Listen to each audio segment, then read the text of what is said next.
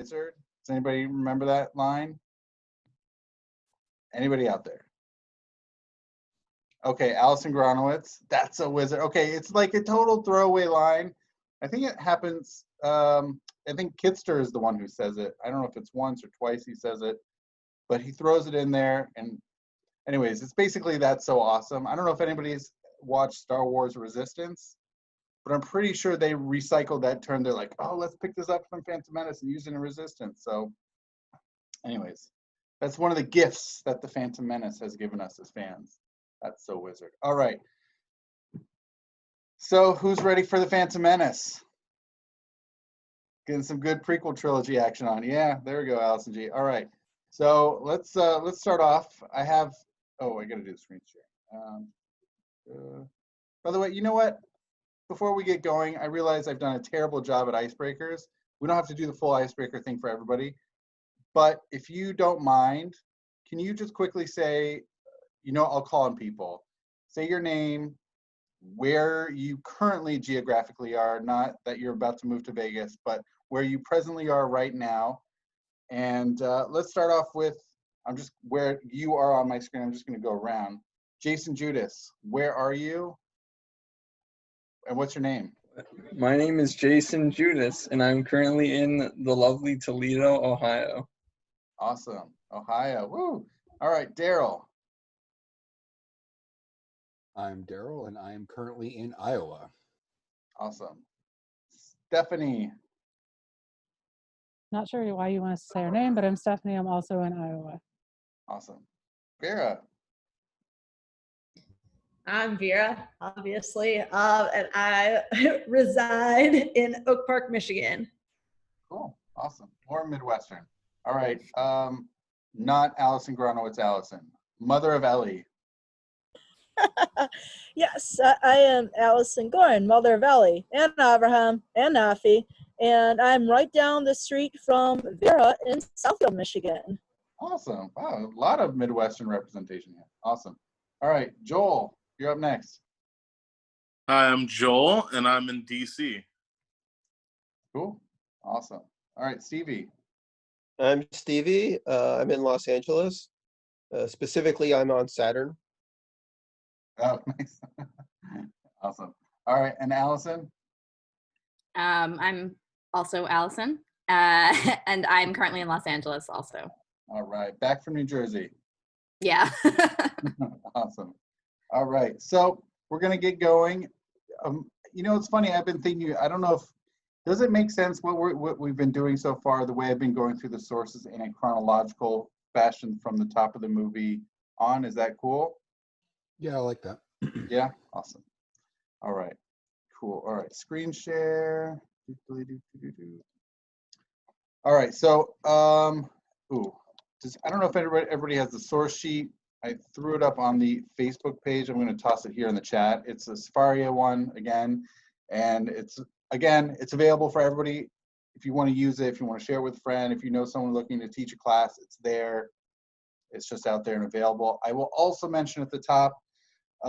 So the very first session we did was a regular 40-minute session and try to get everything in. And thank you very much to the patronage of Daryl, as well as Stephanie, who've stepped up and said, hey, we should make this like an hour long at least. And so they've stepped up and made some donations to make that happen. So thank you folks so much. And I just want to acknowledge your patronage off the top. So thank you. All right, so, all right. So rolling into things, I was actually tempted to some degree to do, I was tempted to do some degree the part about when Qui-Gon and Obi-Wan go onto the ship and they're served the nice little drink. I was tempted as some sort of Haknasat Orchim, some sort of, hospitality.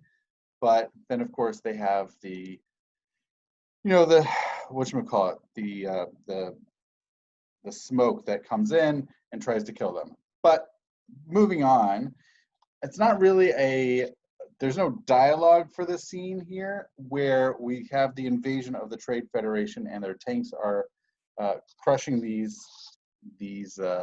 trees going on. So it made me think about, I don't know about anybody else, it made me think about this section here in Deuteronomy 20, where now it's fascinating because it technically, there is some, in Deuteronomy, there is the ability to crush trees, to take down trees when going and you're in, basically doing a siege, as long as you don't do any against fruit-bearing trees.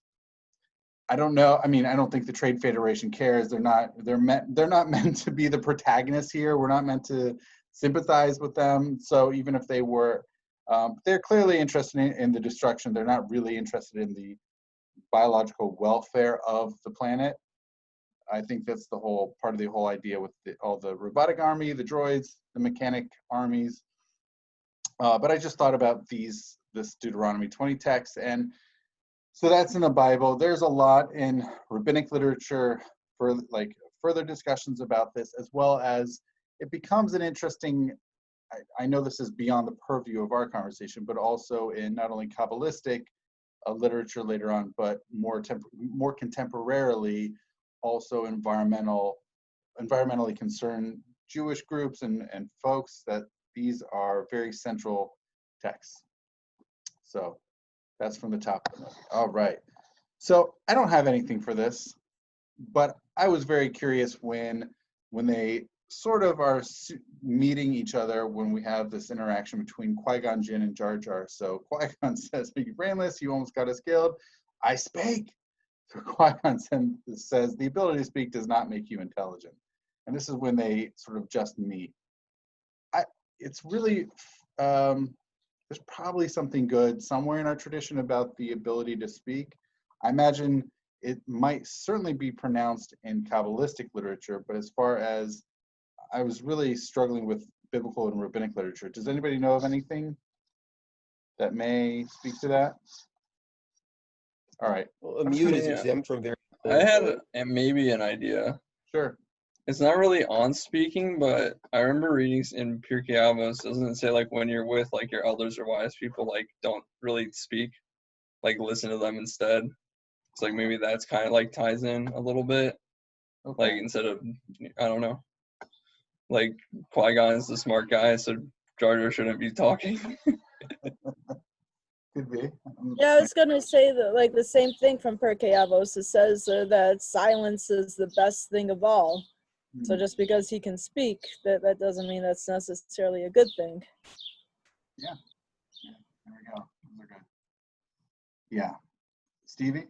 Yeah, there's some modern shuvot that say that maybe someone who can't speak but can do sign language or whatever, maybe they could be eligible for certain mitzvot that traditionally they wouldn't be, because now like we can find a better way to communicate. And maybe looking at them, they might have some sources that tease out the idea that like right, intelligence is not exclusively limited to speaking. Right. That's an interesting, taking it from the opposite perspective, and not just like, oh, if you're not able to speak, therefore you're not intelligent. There's actually, you can be intelligent even if you can't speak, which that's a nice direction, Stevie. But here, I mean, I'm curious if there are texts that say the ability to speak somehow necessarily maybe distinguishes humans from animals or something like that. Does anybody know of anything along those lines? Well, there's midrashim about the snake in the Garden of Eden that speak. Yeah. Okay. All right. I'll have to make my notes about that. That's good. Okay. Now here's something that I know there's nothing for, which is life debt. Okay. So life debt, there are two separate little dialogues that take place here. One is right after Qui-Gon saves Jar Jar. So Qui-Gon says basically like, get away. Jar Jar says, no, Misa stay. Misa use a humble servant. Qui-Gon says that won't be necessary. Jar Jar says, oh, but tis, whatever. Basically, there's a life debt. And so he needs to, I'm not gonna read this, But Jar Jar basically says, I have a life debt. I need to serve you. Now, it's interesting because Jar Jar is claiming that to Qui-Gon. Later on, when they're underwater and they're talking to Boss Nass, Qui-Gon, then he says, we need a navigator, yada, yada, yada. I have saved Jar Jar Binks' life. He owes me what you call a life debt. And then Boss Nass basically acknowledges that. So, that's just interesting as far as the way that those scenes play out, that initially Jar Jar is the one who claims that he has a life debt, and Qui-Gon's not really happy about that. But later on, he uses it to his advantage to have a navigator. Now, there is nothing in Judaism about a life debt. It's interesting.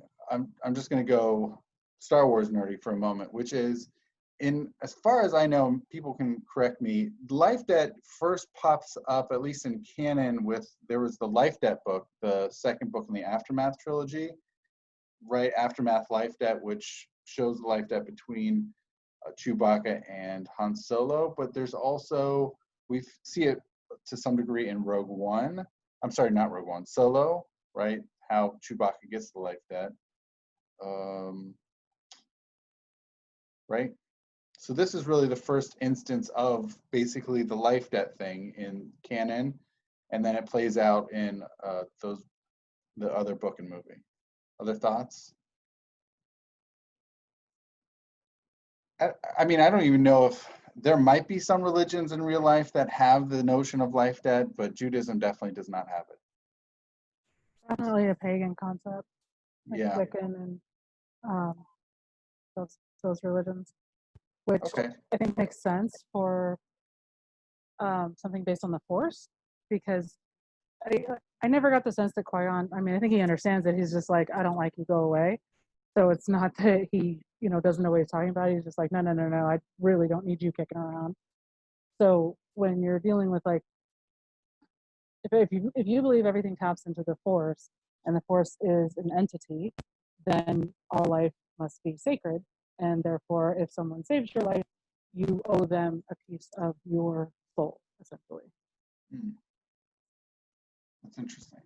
I like that connection to the pagan, the pagan stuff. That's really neat. Yeah, awesome. Any other thoughts? Anybody? Life debt? All right. So the opposite of the the lack of material in our tradition is, so we have band, which is a very different notion. So we see when Qui-Gon and Jar Jar meet, Jar Jar says, oh, I've been banished. I forgot my bosses would do terrible things. And then ultimately, when they're down in this underwater city, Qui-Gon asks Boss Nass what's going to become of Jar Jar Binks. And basically, Jar Jar Binks came back. He broken the no comebacky law, and he's supposed to be punished. Ultimately, he's supposed to be, pounded unto death. And then later on, Qui-Gon or Obi-Wan asks, like, what's the deal with this? And he says, basically, because he was clumsy, he caused accidents. Okay. So I'm going to start off this way. In the Torah, there really is I think I could be wrong, but like 36, I want to say. I want to say at least 36 different times there's the notion of karet or kares, of being cut off from the people. A couple of times God himself will do, or God itself, depending upon how you want to gender God, but God will cut the person off, but the others, they get cut off for doing a variety of offenses, not the least of which is eating chametz on Passover. It's eating or drinking on Yom Kippur. There's a whole bunch of things for which you could be cut off from the people. So you're no longer in. And that reminds me of what's going on with Jar Jar Binks, that there is this notion of being no longer part of the people. In rabbinic literature, they develop other, so they don't really do a lot of things with kares per se, of how the mechanics versus the community really function, but they do have some other ones, including cherem, nidui, and also the shemata things. So here are just a few specific texts, but there are plenty of rabbinic texts. If you wanted to do a dissertation, you could probably have a field day on all these different ways that the rabbis put people out. One quick little thing I will say is some of these are time related. You could be, I think nidoi is basically like a week. For a week, you're going to be put away. It's not necessarily, by the way, I'm just going to point out, it's not necessarily like someone is experiencing menstrual impurity and they're under nida.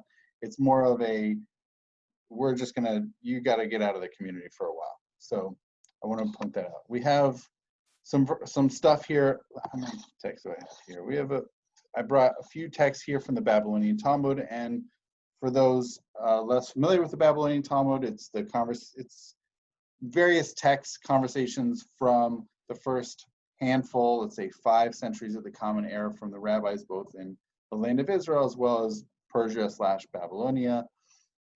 We have one of these, the Shematin, is this. We have in Moed Katan 16a that you have, you can excommunicate this person.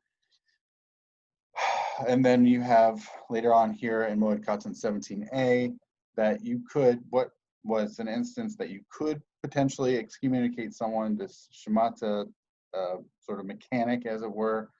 So they debate whether you can or cannot, and ramifications here. Rav Yehuda says, what should be done about this certain Torah scholar who gained a bad reputation because of his conduct? So he says, well, we really shouldn't be excommunicating him because the sages need him. But then not to excommunicate him because whatever, it could be a desecration of God's name. So those are some of those. And then we have this interesting one also about this mechanic of Shematin. I'm sorry, no, this is Nidoi here in Brachot 19a, that we have, there's a story of Akavia ben Mahalel, who is not frequently mentioned throughout rabbinic literature, but he is mentioned in Pirkei Avot. I don't know if anybody remembers his being referenced in Pirkei Avot, but he appears, and here he gets another appearance where God forbid that Akavia ben Mahalel was ostracized, as the temple courtyard is not closed on any Jew, and et cetera, et cetera, et cetera. But who did they excommunicate? So they did do some sort of excommunication. Oh, this Nidoi was actually Elazar ben Chanoch, that was not big into washing the hands. Okay, so this is an instance of being under a ban, of being under some sort of Nidoi, of being out of the community for some time. I will simply say I'm not an expert on excommunication, rabbinic excommunication. Okay, this is not my expertise. There's a lot to it.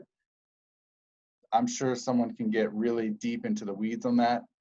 But basically, there is a sense about, I think both what's going on for both the Gungans and for us, for Jews, is the Gungans, they want to protect themselves for, in this instance, Jar Jar is causing a lot of damage, right? He's having his accidents, and they just got to get rid of him. Here, for whether it's the biblical stuff or the rabbinic stuff, there's a concern about the community and what people are doing, and sort of, I want to kind of say policing the boundaries and the borders, at least conduct. And I think that's what's taking place there. Any thoughts, feedback? Yeah. Stevie, yeah. Yeah, and going in sort of a different direction, the idea that Jar Jar, while he's away, sort of finds out about an imminent threat and finds allies, right? It sort of reminds me of Joseph, that the brothers kick him out and he's able to then save the family. And maybe also there's the story of the lepers that when the Assyrians attack. Yeah. So you're saying Joseph, when he was being sort of by his brothers pushed away or sold off, that he then is able to save them ultimately, right? You're making a connection between Jar Jar and Yosef. That's right. That's clever. Thanks, Stevie. That's good. All right. Anybody else? Cool. All right, so now angels. So we have this nice, cute little dialogue here between Anakin and Padme. Anakin very sweetly, very innocently asks Padme, "Are you an angel?" She says, "What? An angel? I've heard the deep space pilots talk about them. They live on the moons of Viego, I think. They are the most beautiful creatures in the universe. They are good and kind and so pretty. They make even the most hardened space pirate cry." So really cute, very fascinating, sweetest little boy, who would obviously end up impregnating and killing her, but that's a separate movie. So I only mentioned several texts here from biblical texts. Angels are in the Jewish tradition, certainly in the Bible, they're definitely there. The rabbis also discuss them, and Kabbalistic stuff goes in a whole other direction. One of the, I think, fascinating things that one could think about angels is how differently do they appear from other people? How differently do angels appear versus people? And I will say, as an overview for the 4 texts that I plopped onto here, they all appear in the guise basically of a person, right? They're not these like ethereal, like with light shining on them, winged, weird looking creatures. They just look like people. And so I have 2 texts here from the book of Genesis in chapters 18 and 32. You have that they just seem like people, right? They seem like men, and yet whether they actually are or not so much. And then Joshua 5:13, once when Joshua was near Jericho, he looked up and saw a man standing before him. V'charbo shlufa biado, right? He had a sword drawn in hand. And then we also have totally separately in Daniel, we have V'ha'ish Gavriel, the man Gabriel, whom I had previously seen. Okay, so basically all of these, they look like people. They are not, however, like how the deep space pilots speak about them to Anakin as they're the most beautiful creatures in the universe. Thoughts, comments, questions, queries? Well, can I say something? It seems to me that rabbinic Judaism, at least, though, kind of sees this like, this is sort of like a glamour. Like, this isn't what angels actually look like. Like, I don't know if it's in Bavli Brachot or only in the Yerushalmi, but they talk about like how, when you're like praying, you're supposed to stand up because like angels have no laps and like their legs, like there's all this like weird stuff too. So like, I don't know. I mean, right. So I think this idea that angels are something like beautiful and pure comes from other traditions on our own. And for us, like angels actually look either kind of weird or like we can't really fathom them at all. And when they want to like, speak with people, then they look like people, but really they're totally other. Right. So yes, I think I need to refresh my mind and actually track the source down. I think where the notion of standing together, standing with one's legs together in prayer comes from the notion of how do angels look?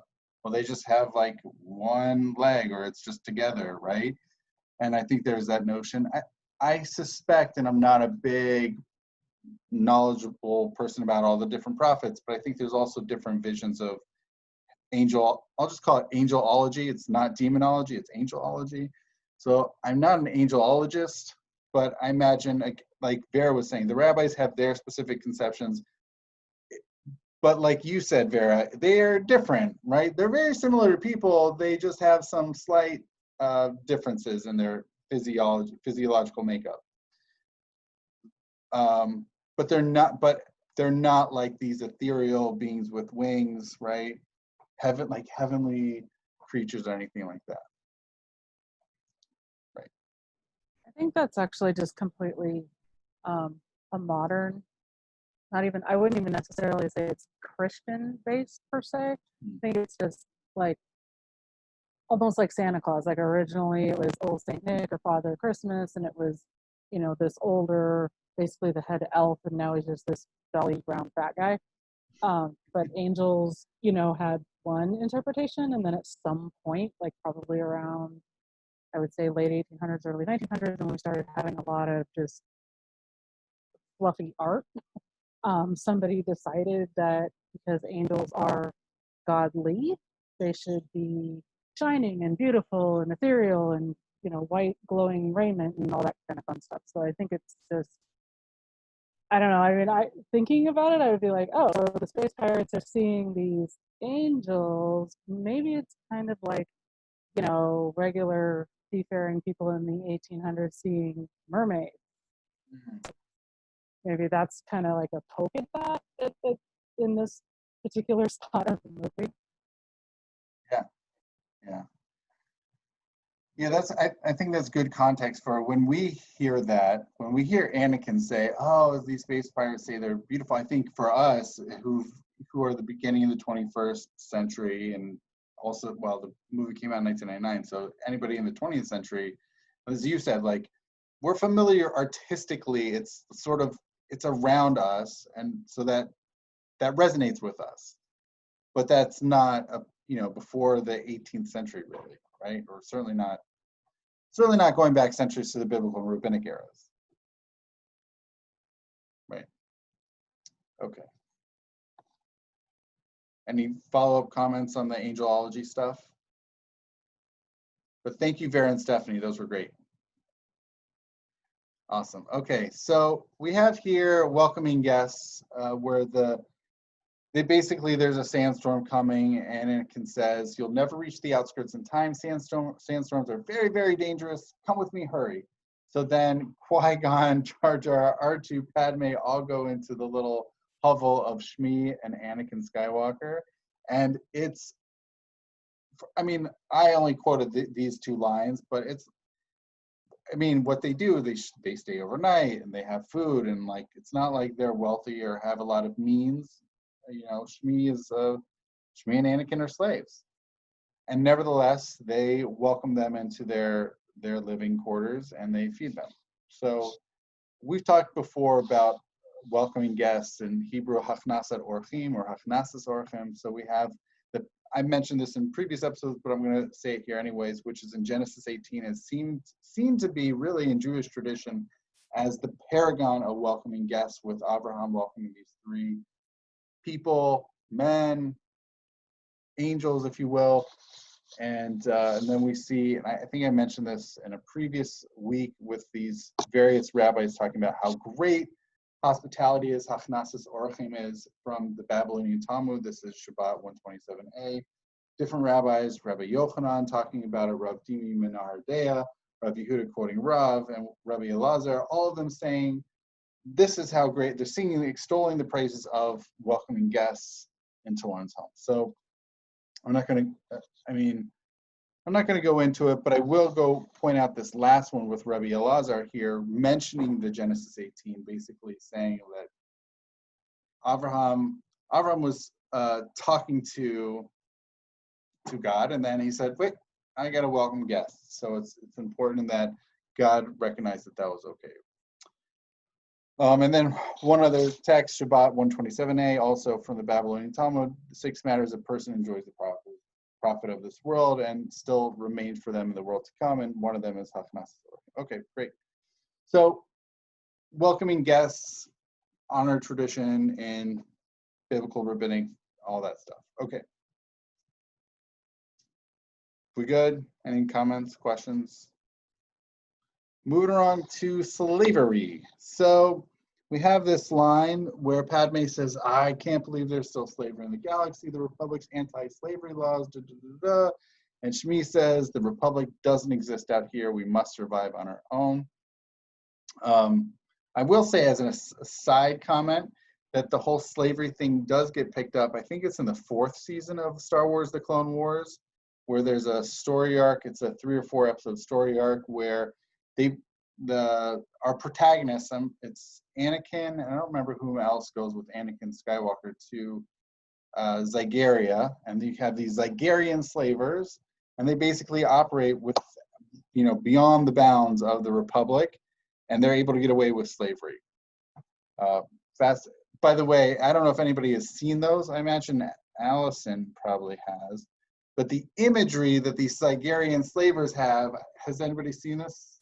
But they're basically, they almost look like pharaohs or like Egyptian. So that's like very intentionally, certainly for us viewers, when we think of slavery, it's clearly modeling themselves off of the book of Exodus, which is just such a fascinating visual. Maybe I'll try to draw that up. Hold on. Sigerian slavers. I'm going to find this for you. Huh. Okay.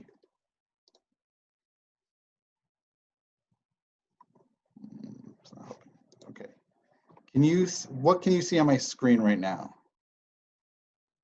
Your Safari, you just have to tell it that you want to change the screen. Okay. Okay, how about now? The fandom Star Wars page. Great. Okay, so it's this. They kind of have, especially, you can see some of them have more pronounced, almost Egyptian-esque looking, certainly the headgear, but I definitely think for contemporary viewers of Star Wars: The Clone Wars, it's meant to make you think about Exodus, the book of Exodus, and Egyptian slavery. So anyways, it's just a random connection within Star Wars, but it's there. Okay. All right. So there is a lot about slavery in the Torah, in the Bible and biblical literature, as well as rabbinic literature. Of course, there is stuff in, especially the book of Exodus, talking about the Jews being enslaved and then also getting out of slavery. But we do have in the subsequent books talking about how do you manage slaves, both getting into slavery, when people need to go into slavery, and how do you deal with them. So look, slavery was widespread in the ancient Near East. I think what the Torah was trying to do was manage how people would accord themselves with this arrangement. And also for the rabbis, it was a very similar setup where they had to deal with this reality in their world and trying to do it in a way that was as wise and fair as they could be. I'm not going to go into it entirely. I did bring this section from Leviticus 25 between verses 39 and 46. It's talking about different aspects. There is a difference between the way that Hebrew slaves were accorded and non-Hebrew slaves were accorded, and there's a lot going on with slavery. I'm not a slaveologist.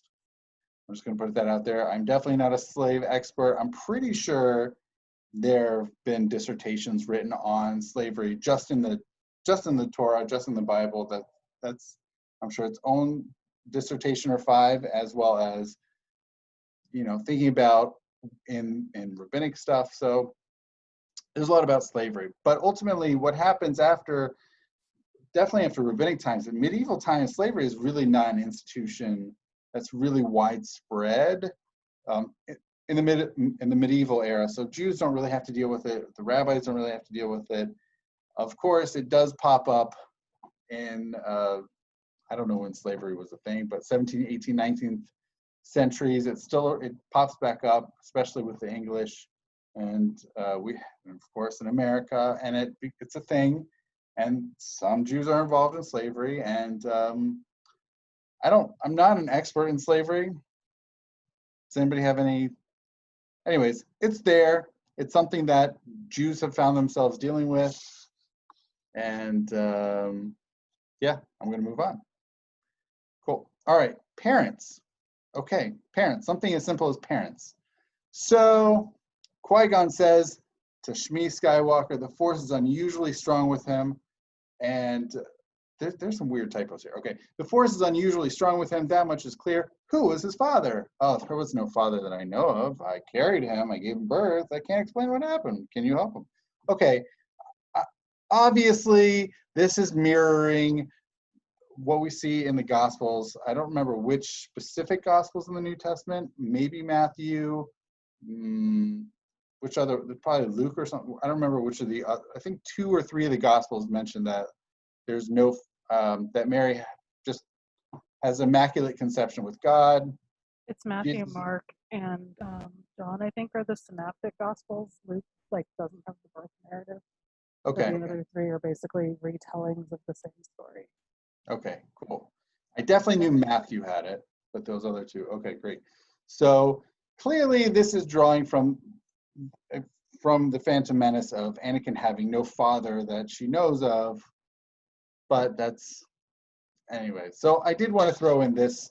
It's a cute text from the Babylonian Talmud. It's a Baraita. It's a 2nd century text from Nida 31a, that the sages taught there are 3 partners in the creation of a person: the Holy One, blessed be He, his father, and his mother, and different things come from different of those contributors. Now, there may be, as far as I know, there could be somewhere else that the rabbis talk about Jesus and sort of this immaculate conception idea.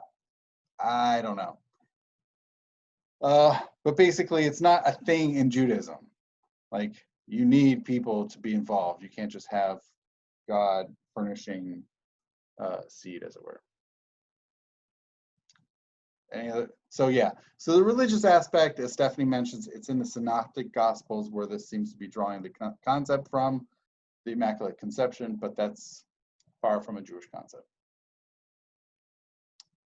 Any other, we good? I honestly think that's just in there because of the he had to hit you in the face with the Messiah complex thing. He had to what? Like Lucas had to like hit everybody in the face with the whole, hey, this kid's the Messiah.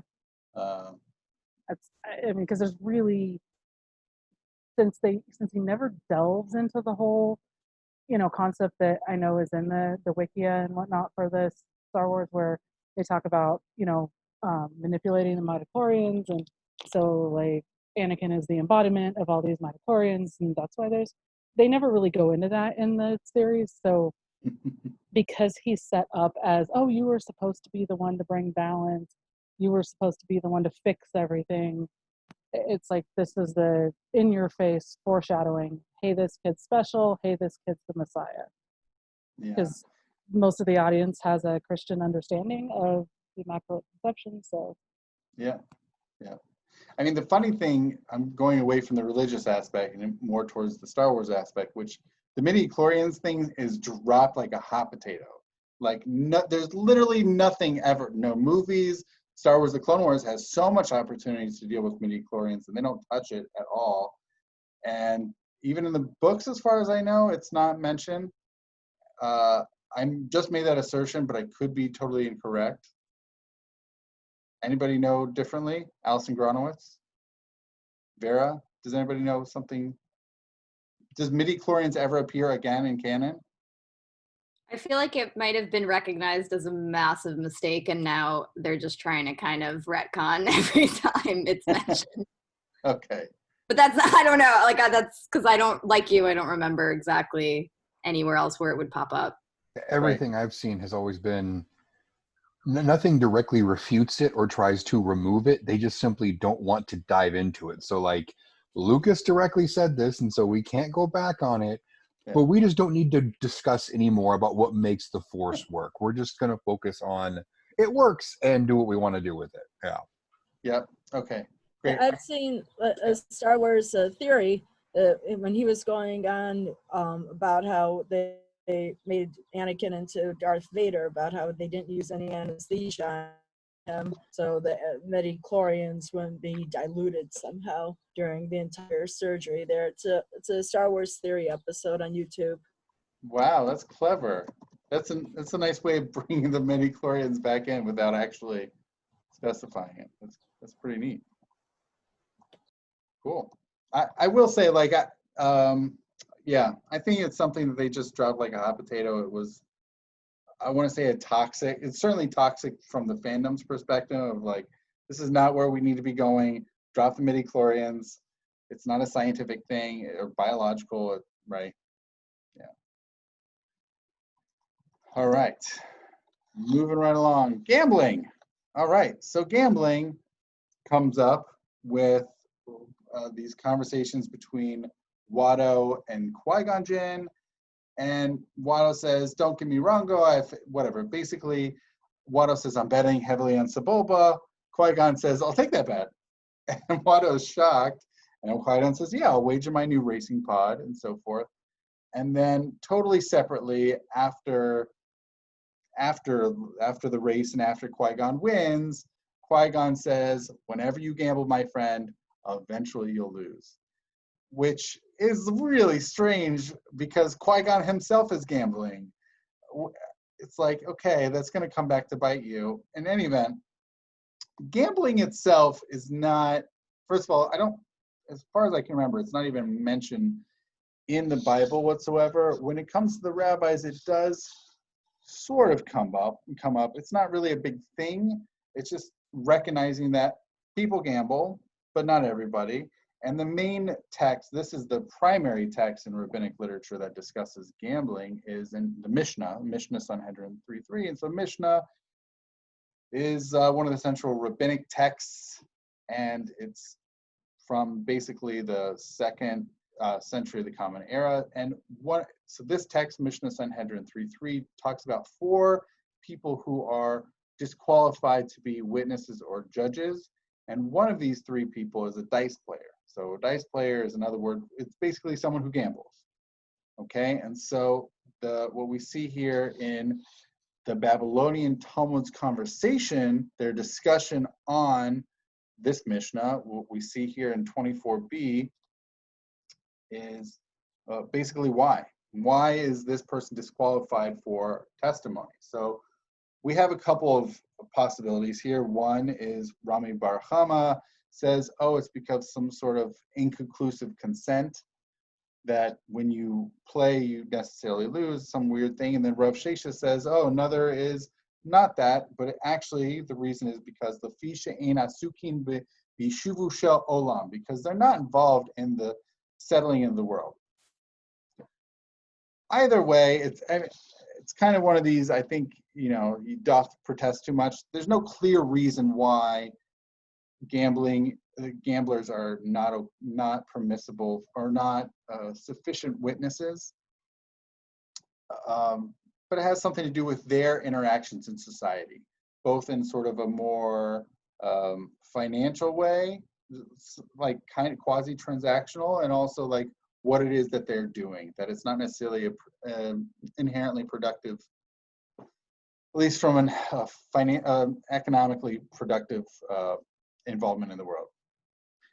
It's not really clear from these 2 rabbis in their conversations like what it is really necessarily that makes them at least problematic for providing testimony. And it's also a very gray area. It's not saying you're forbidden from gambling. It's just saying we're not going to accept your testimony on something. So, any thoughts? I would think possibly because gamblers often take risks or they owe money so they can be bought. So you may not be able to trust the testimony, and rather than try to figure out if you can trust this gambler and not that gambler, you just say, nope, if you're going to do that, that's fine, but we can't depend on the fact that you're always going to provide the truth.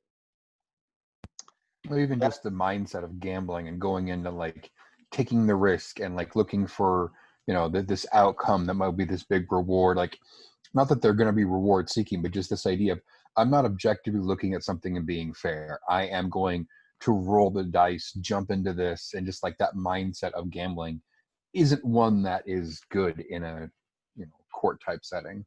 So I like both of those because I think it points up sort of the slipperiness of them, sort of like they're not a full-on sketchiness, but just like a weird sketchiness or slipperiness. And so I'm actually going to go back to the Mishnah for some context, which is these are one of 4. Who are the other 3? And so the other 3 are people who lend on usury, but they're trying to get money. They're basically like lending and getting interest. Mafriche yonim, so these pigeon racers, sochare shavi, so people who bring in this produce that they should not be. Anyway, so it's people who they're very slippery. It's not, they're not the most, I don't know, I want to say, it's also, I mean, it's tinged with a negative moral valence, but not altogether. It's not black and white. It's just saying, we're not really comfortable with these, right? It's they're unsavory to most of the community. Yeah. That you might be fine as a person, but we need something higher for this. You know, Right. we need to make sure we have integrity. So, right, integrity in the courts for testimony. Right. That's good. Cool. All right, ready to move on? All right, so this one I'm open to suggestions. I didn't have anything that came to me, but there probably are materials in our tradition, and it's concentrating on the moment. So here we have Qui-Gon talking to Anakin. This is him getting ready for his pod racing, and Qui-Gon has gambled quite a bit on this, pretty much everything, the ship, the boy, everything. Are you all set, Annie? Remember, concentrate on the moment. Feel, don't think, trust your instincts. May the force be with you. Okay, so here, I'm curious, does anybody have any texts that talk about necessarily like the feeling, not thinking, concentrating, trusting your instincts?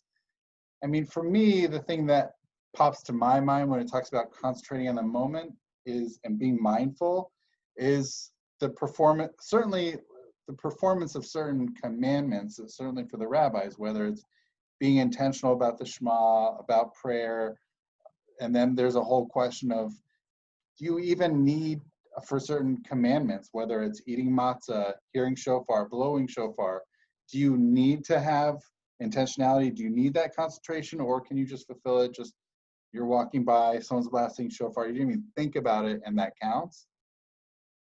That's more on which is definitely one way we can go with the concentration aspect. But as far as the feeling, don't thinking, and trusting your instincts, does anything popped in anybody's minds? I'm throwing that one out there. It just seems like such a salient point that Qui-Gon makes, and that could be, it definitely feels like something that would be a little bit more Kabbalistic. All right, that's just out there. I'm just going to throw it out there. Okay. I think you're on with the Kabbalistic because it's more of a mystical element, because it really feels like Buddhist in nature, which tends to tie in a little more with the mystical and Kabbalah. I like that. Yeah. Okay, so fear and hate. We're back to hate again. Whew, we keep bringing hate up.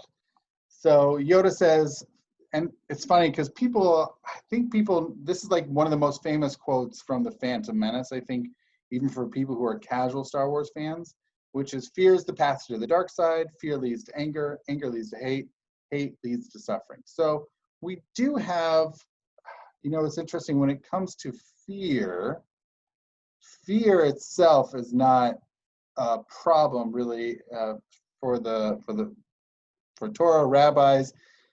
Fear of heaven, fear of God is praiseworthy. It's something to be desired. There is something, I just remembered a text I did not include, but it has to do with Rabban Yochanan ben Zakkai. When he was on his deathbed, he says to his students, may the fear of heaven be like the fear of others to you. So basically, they were not so fearing of heaven, as it were, but they worried about what other people thought of them. So that is a text that comes to my mind about fear. But as far as leading down a path, I don't have so much aside from something that we've seen previously. And I brought some things here about anger and anger not being good. But as far as the sequential aspect, the closest thing we have is something we've seen here before. Is from this Baraita, this teaching, this early rabbinic teaching from Rabbi Shimon ben Elazar, who quotes Chilfa bar Agra, who quotes Rabbi Yochanan ben Nuri in the Babylonian Talmud Shabbat 105b, that one who rents his garments in anger, all these different things could then sort of be, caught by the evil inclination, by the Yetzer Hara, and then we'll tell him to do something else. But as far as anger and anger leading to hate and then to suffering, we don't have that sort of sequential that movement in rabbinic literature. So it's a really fascinating idea from Yoda. This sort of downward slope, as it were. Well, I think again, Yoda's very Buddhist. So that's some of that. But my question would be too, and this is just, coming from so many other things are mistranslated or translated what I call sideways, which is it could mean that, but it could mean something different. Yeah. Because, my Hebrew is very rudimentary. Is fear the best translation of the Hebrew word that, they would say like God is to be feared and that's praiseworthy? Yeah. Is fear actually the best translation, or is it more of like be in awe of God? So you're right. It's meant more in the awe direction, like have awe of God and not necessarily just like be afraid of God, right? But that haven't been, some people like to take it in more of the like really having a fear aspect of like the tremblingness, right? So you have in Hebrew there are these people called the Haredim, like they're the tremblers, right? They're or the Quakers, if you want to call them. They really want to have this almost like powered by a fear of God, and more than just simply awe. I don't know Right. though, because you can shake with the pure. If you're so in awe, like you're awestruck. There's a lot of instances where, like, people will tremble just from so much adrenaline rushing through their body, and they don't even realize they're trembling. So I don't know that I would still say that indicates afraid type of fear. Yeah. I don't know. Just like I said, just a thought, because of the fact that I know the translations are not always correct. So right. Well, it's not. I mean, translations, you're translating words, but also cultural concepts also, right? So it could still be mostly like I think in English we say, oh, I'm in awe of how well you were able to, I don't know, dunk this basketball or paint that picture. Like people are in awe of certain things. It doesn't retain that fear aspect. And I think here they can change. What? Anymore. But several hundred years ago, language was different, and so awe was more of a, like, it wasn't just admiration. It meant a little different, because I feel like he's saying like truly, afraid fear. But then the rest of the sequence, I mean, even in that passage where you're saying like he tore his clothes and he, whatever, you can in theory say that if you're so angry about something that you're destroying something, then in that moment you hate something related to the thing you're destroying. And now you've destroyed something of yours, so technically you're suffering. Yeah. I mean, we do see that suffering ultimately come. I mean, this isn't to the rabbinic stuff, it's to the Star Wars stuff. We do ultimately see at the end of Revenge of the Sith where all of Anakin's stuff leads him down to the path of ultimately causing Padme suffering. Right. So that definitely comes true from what Yoda said. Well, and I think that you can argue that Anakin suffered more than anyone else in the entire series. Because he knows that what he did caused the love of his life to die, which was his greatest fear. And then when he realizes that Luke is his son, then he's like, now he realizes he never got to know his kid. Yeah. And he's in pain. So there's all these things that are like adding to his suffering. Yeah. Yeah. Yeah. All right. So that's the sources that I got. Thoughts, comments, questions, queries, suggestions, feedback. We're in the prequel trilogy. This is exciting times. I have a special place in my heart for the prequel trilogy. I will say again, just to follow up, I did record this, but I haven't yet thrown up any of these full blast. And what I may ultimately do is may just chop them up if people want.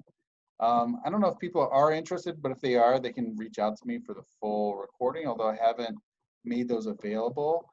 But if anybody has any thoughts of what to do with those, like I said, I may just chop them up into 2-minute sequences, segments, especially if people don't want to have their visages, their face from the Zoom call on these YouTube videos. So I definitely want to be respectful of that in case, you know, I want my preference, my priority is to have people's participation and, you know, and being here rather than, you know, inclusion on a YouTube video that they don't want to be on for posterity. So just want to put that out there. So next week, very excited.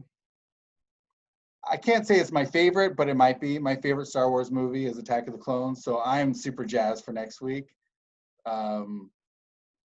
Yes, I will say, in case people think I'm off my rocker, when I say Attack of the Clones is my favorite movie, that's without the Anakin and Padme horribly scripted love scenes. So I don't have anything against romantic scenes. They were just terrible. So, but yeah, if anybody has any thoughts, not only from the previous thing, if you have feedback, but also going forward, I've very much appreciated. Thank you, Vera, for sending me some texts, ideas.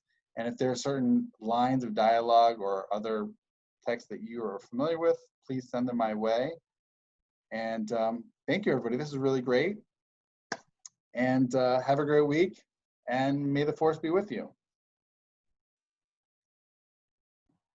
Thank you. My pleasure. Thank you. Yeah, absolutely. Yeah, thank you very much. Totally, Allison. Totally.